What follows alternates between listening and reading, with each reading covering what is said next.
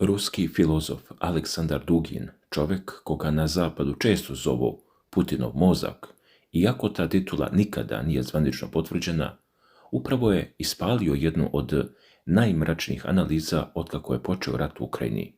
I nije ispalio u prazno. Pogodio tamo gdje najviše boli, u samu srž ruskog sistema, u elitne krugove koji, prema njegovim rečima, jednostavno nisu sposobni da vode ovu vrstu rata. Dugin je na svom Telegram kanalu izneo stavove koji su toliko sirovi i direktni da podsjećaju na one trenutke kada neko ko je dugo ćutao odjednom kaže istinu bez filtera. Ta istina je, kako on tvrdi, sljedeća. Rusija se približava opasnoj liniji i ne, to nije samo vojna linija na frontu, to je linija iza koje, ako se zakorači, više nema povratka ni za pobjedu, ni za samu zemlju. Kaže, propustili smo trenutak za mobilizaciju, kaže Dugin. Sve ovo je trebalo biti urađeno 2014. godine ili barem 2022. godine, tvrdi. Ova rečenica sama po sebi je bomba, zato što dolazi od čovjeka koji je decenijama zagovarao oštru, imperijalnu politiku. Kada on kaže da je propušten trenutak, to nije obična kritika, to je priznanje da sistem kasni, i to ne malo. Dugin kaže, zaostajemo za logikom vremena, za ritmovima istorije. Šta to tačno znači? On objašnjava, liberalne paradigme i elite blokiraju razvoj. Elite, to je izraz koji Dugin koristi da opiše one slojeve ruskog društva koji su, po njegovom mišljenju, više povezani sa zapadom nego sa sopstvenom zemljom. Oni koji izvlače korist iz postojećeg stanja i ne žele nikakvu promjenu, i oni su prema Duginovoj analizi glavna prepreka. Ali Dugin ne staje na tome, on ide korak dalje, mnogo dalje. Kaže da tehnologija ne nestaje u vakumu. To nije samo stvar fabrika i inženjera. Tehnologija, kako on tvrdi, kulturni i društveni fenomen. Izraz je epistemologije, to jest načina na koji društvo razmišlja, kako dolazi do znanja, šta smatra istinitim. Njegov zaključak je beskompromisan. Sve dok filozofske institucije i humanističke nauke u Rusiji ostanu kakve jesu, ništa se neće pomeriti. To je, ljudi, teška optužba. On praktično kaže da čitav obrazovni i intelektualni sistem Rusije nije sposoban da proizvede ono što je potrebno za pobjedu u modernom ratu, a onda Dugin izgovara reč koja podiže temperaturu do usijanja, eksplozija. Kada ruska samosvest eksplodira, eksplodirat će i tehnologija, piše on, međutim dodaje odmah. Ta eksplozija ne može biti lokalizovana, mora biti sistemska. Drugim rečima, ne može se popraviti samo jedan deo društva, mora se sve menjati odjednom. I tu dolazimo do najosjetljivije tačke cele njegove izjave. Dugin kaže, sasvim otvoreno, da je potreban staljinistički poziv i oštra istinski revolucionarna rotacija elite. Staljinistički poziv, to nisu prazne reči, to je poziv na nešto što podsjeća na velike čistke iz sovjetske prošlosti. On to ne kaže slučajno, on to kaže jer smatra da je situacija toliko ozbiljna da uobičajene mere više ne pomažu. Što duže odugovlačimo, kaže Dugin, nadajući se pasivnom scenariju ili da će se sve dogoditi samo od sebe, situacija se sve više pogoršava. To je direktna poruka Kremlju. On im poručuje, ne možete više čekati, ne možete se nadati da će stvari magično krenuti na bolje, morate udariti, i to jako, i to sada. Ali zašto je Dugin toliko zabrinut? Zato što, kako on tvrdi, Rusija ne vodi samo novi rat. Ona se suočava sa potpuno novom realnošću u svemu, u tehnologiji, u ekonomiji, u načinu razmišljanja ljudi, u načinu na koji funkcioniše društvo, i kaže Dugin, mi to ne shvatamo. Moramo priznati, u društvu vlada mentalna paraliza, piše on. Mentalna paraliza, to nije bolest pojedinca, to je bolest sistema, kada ljudi na vlasti i dalje razmišljaju kategorijama Drugog svjetskog rata, dok se rat vodi dronovima, softverom i satelitskim povezivanjem, to je paraliza. I tu Dugin povlači paralelu sa onim što se dešava na frontu. On kaže, dok se neki ljudi u foteljama, kako ih on zove, stručnjaci iz fotelje raspravljaju o tome Odakle uzeti još 300.000 ljudi? Neprijatelj je već odavno prešao na sljedeći nivo. Dugin navodi konkretan primjer. Ukrajina je, prema njegovim rečima, već rasporedila svog prvog humanoidnog robota za borbu. On postavlja retoričko pitanje: razumete li čistu apsurdnost situacije? Jedni se raspravljaju o ljudstvu, a drugi već razmišljaju kako da zameni ljudi gvožđem. Ne treba pogrešno razumeti. Dugin ne kaže da vojnici više nisu potrebni. Pešadija i dalje zauzima zemlju, ali važnost tih klasičnih jedinica, tih rezervnih trupa, kako ih on zove, brzo pada, brže nego što većina ljudi u Moskvi to shvata. Drugim rečima, pobjednik neće biti onaj ko okupi više ljudi na ulicama, već onaj ko brže implementira nove tehnologije. I tu Dugin udara tamo gdje najviše boli, u sposobnost ruskog rukovodstva. Kaže, ovaj rat postaje takmičenje tehnologije, proizvodnje i pameti, a onaj čim generalima nedostaje ta pamet izgubit će. To je teška reč, pamet. On ne kaže hrabrost, ne kaže oprema, ne kaže broj vojnika, kaže pamet. On pravi razliku između tehnologije koja se proizvodi i tehnologije koja se koristi. Možete imati najbolje dronove na svijetu, ali ako ih ne znate upotrijebiti u pravom trenutku, na pravom mjestu, sa pravim obavještajnim podacima, oni ne vrede ništa. I to nije samo Duginov stav. On navodi da se istu stvar ranije izjasnio i politikolog Aleksej Živov. U intervju za televiziju Carigrad, Živov je rekao: sada se ne radi o ljudima. Prema Živovljevim rečima, dodatnih 100 do 200.000 vojnika neće promijeniti situaciju, samo će povećati gubitke. Živov je pozvao na mobilizaciju infrastrukture i intelektualnih kapaciteta za stvaranje dronova, sistema za ciljanje i digitalnih sistema za upravljanje bitkom. Dugin ide još dalje. On ne kritikuje samo vojnu strategiju, on kritikuje samo srž ruskog identiteta onako kako ga vide na zapadu. Kaže, za zapad i njegove pristalice moderna Rusija je izuzetno korumpirani autoritarizam koji se sramotno krije iza korumpirane liberalne demokratije sa fantomskim bolom imperijalne i supersilne veličine. To je teška optužba, posebno zato što dolazi od čovjeka koji inače je blizak vlasti, Putinu. On praktično kaže da je slika koju Zapad ima u Rusiji karikatura i laž, ali dodaje nažalost. Nažalost, ta karikatura nije potpuno bez osnova, zato što Rusija, prema njegovom mišljenju, nije uspjela da se transformiše.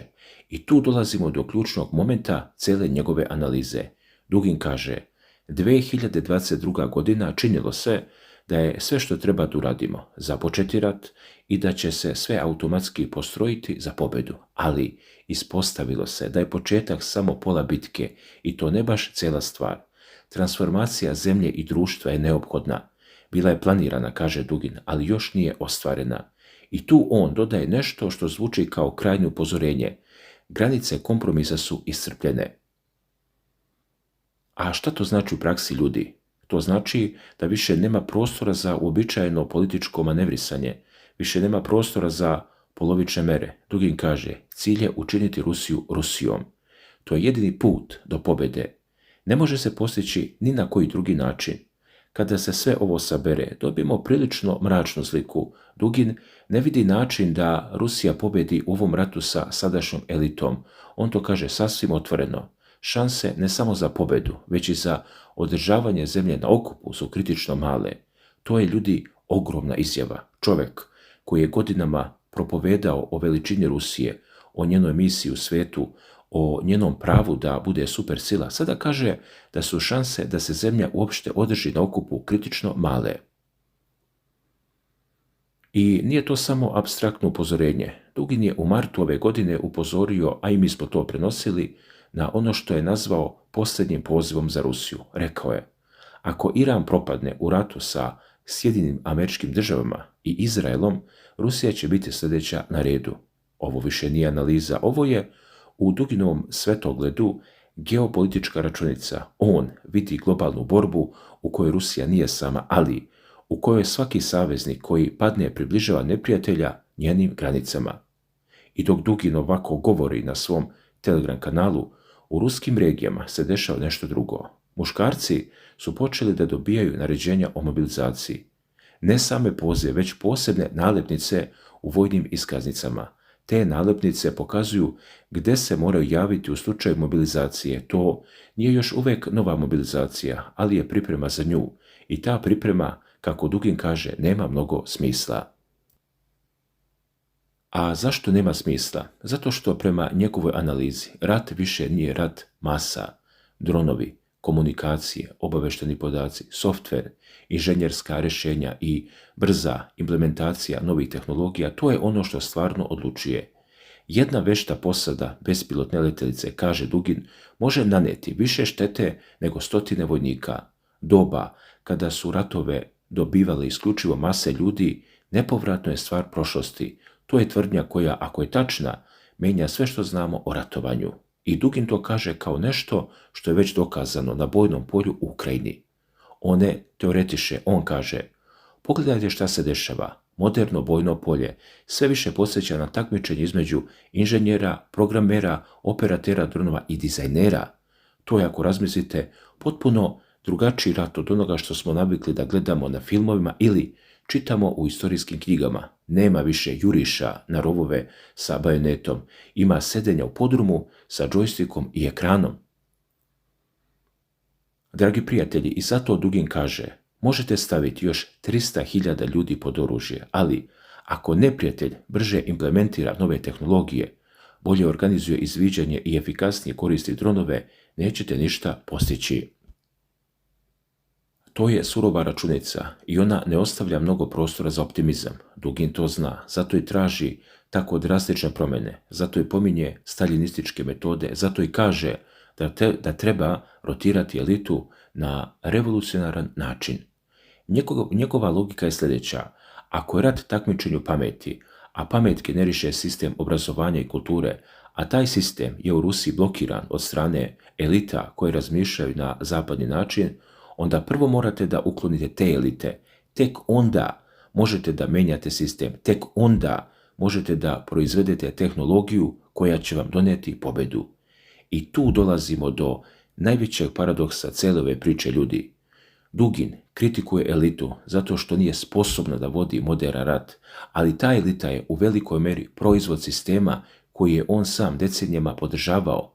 Nije on bio opozicija, on je bio deo onih koji su ga gradili tu ideju, koja sada, po njegovom sopstvenom priznanju, nije sposobna da odgovori na izazove. To nije mala stvar. To je priznanje kolosalnog promašaja i Dugin to priznaje na svoj način, kroz bes, kroz poziv na čistku, kroz najavu da se približavamo opasnoj tački. Jer, kako on kaže, suočavamo se ne samo sa potpuno novim ratom, već sa potpuno novom realnošću u svemu, u ekonomiji, u tehnologiji, u kulturi, u načinu razmišljanja, a mi to, dodaje on, ne shvatamo. Ne shvatamo, to je ključna reč. Dugin ne kaže da nemamo rješenje, on kaže da ni ne vidimo problem, da smo u nekoj vrsti kolektivne uspavanosti, u paralizi mišljenja, kako on naziva. I zato on traži proboj. Ne tehnološki proboj, jer to ne može samo od sebe. Traži sistemski proboj, promjenu svega odjednom. A to je u političkom smislu najteža stvar.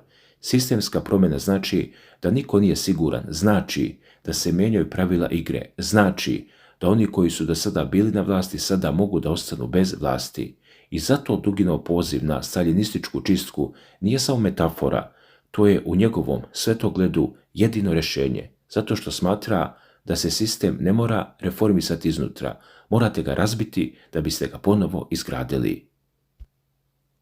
Dakle, dragi gledalci, Dugin je na svom Telegram kanalu izneo jednu od najmračnijih analiza ruskog stanja. On je rekao, sistem ne funkcioniše, elita je nesposobna, vrijeme ističe i ako se ništa ne promijeni, Rusija će izgubiti ne samo rat, već i zemlju. To je teška poruka i ona je bez obzira da li je tačna ili ne već ušla u javni prostor. Ljudi je čitaju, raspravljaju o njoj, neki je prihvataju, neki odbacuju, ali svi su je čuli. I to je možda najvažniji deo Duginovog poteza. On nije rešio problem, on nije doneo rješenje, on je samo postavio dijagnozu i tu dijagnozu niko ne može da porekne, jer bez obzira na sve, Dugin je u pravu u jednom. Rat se promijenio I oni koji to ne vide zaostaju i oni koji zaostaju gube. A šta će se desiti dalje? To niko ne zna, ali jedno je sigurno. Dugin je digao ruku. On je rekao ono što mnogi misle i sada čeka odgovor. A dok se čeka, na frontu se ne čeka. Tamo rat ide dalje. Dronovi lete, softver se ažurira. Ljudi ginu, nažalost. I pitanje je, ko će brže da se prilagodi? Onaj koji još uvijek razmišlja o 300.000 vojnika ili onaj ko već uvodi humanoidne robote, gvožđe. Dugin je stavio svoje novčiće na tehnologiju, a vi